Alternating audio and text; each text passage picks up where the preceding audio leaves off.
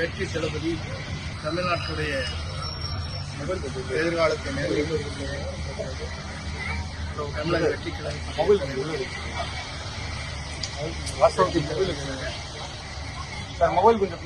DGP அவர்களை சந்தித்து இன்று யூடியூப் மூலமாக தரம் தாழ்ந்த வார்த்தைகளை சொல்லி திமுகவில் ஆதரவோடு ஒரு உறுதுணையோடு திரு பொன்ராஜ் அவர்கள் பெண்களை கேவலமாக இழிவுபடுத்தி பேசியிருப்பது பற்றி டிஜிபியிடம் இதை உடனடியாக நடவடிக்கை எடுக்க வேண்டும் என்று தலைவரே இங்கே வருகிறது. நாளை தமிழகத்தை ஆளப்போகிற தலைவர் பெண்களுக்கு ஏற்பட்டிருக்கிற இந்த சொற்கள் பெரிதும் தாய்மார்களை, அக்கா தங்கிகளை, நம்முடைய தமிழர் பண்பாட்டை குறைக்கின்ற வகையில் ஒரு பேச்சுக்கள் அத்துமீறி இருக்கிறது என்ற முறையிலே தான் இன்று டிஜிபி என்று அவரே நேரடியாக இந்த மனுவை தந்திருக்கிறார்கள். குறிப்பாக தமிழகத்துடைய கலாச்சாரம், பண்பாடு, பெண்களை பேய் காப்பது என்பதுதான் கலாச்சாரத்துடைய பண்பாடாக இருக்கிறது. அப்படி இருக்கின்ற போது நம்முடைய குடும்பத்தில் சகோதரிகள், தாய்கள் இருக்கிறார்கள்.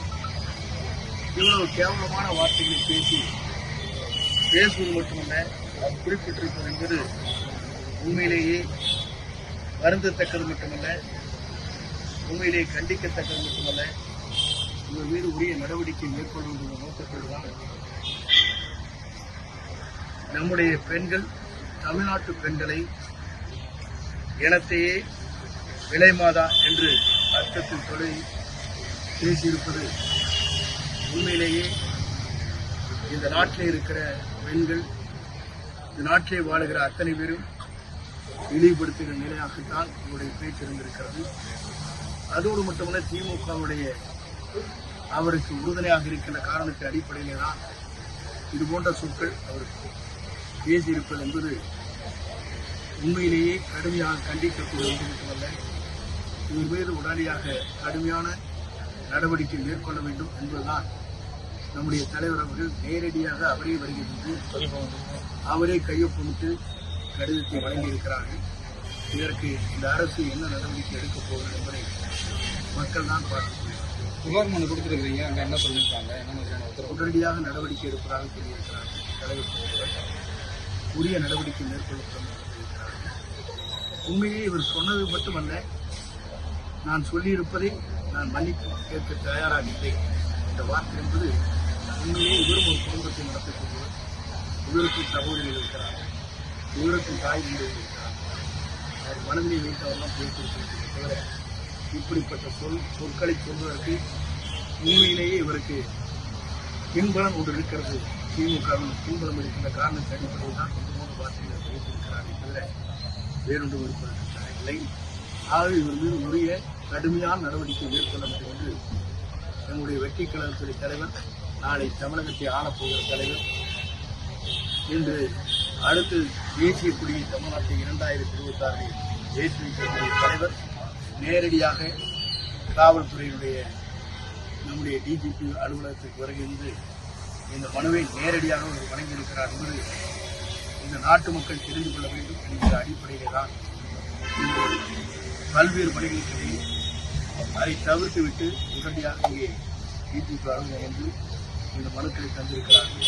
இதற்குரிய நடவடிக்கை மேற்கொள்வதாக டிஜிபி அவர் சொல்லியிருக்கிறார்கள்.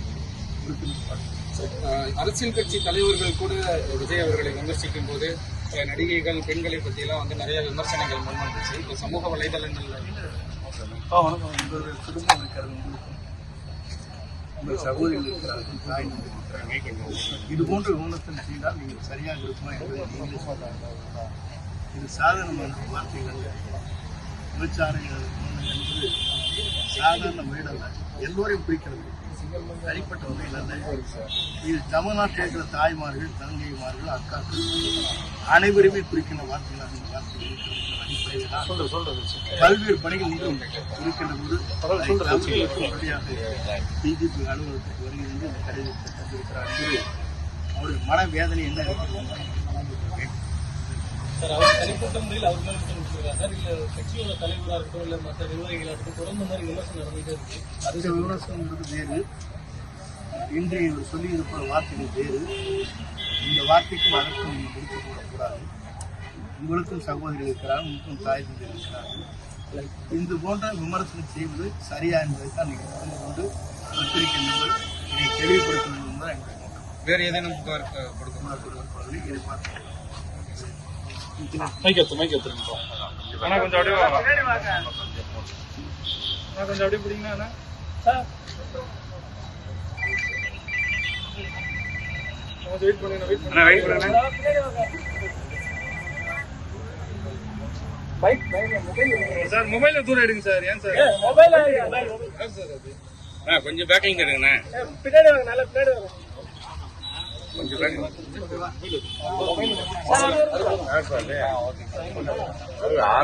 கொஞ்சம் வந்து எடுங்களாம்ப்பா போன்ல.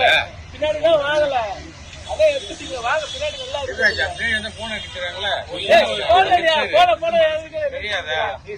கோயில பூரா எடுக்கிற போறாரு.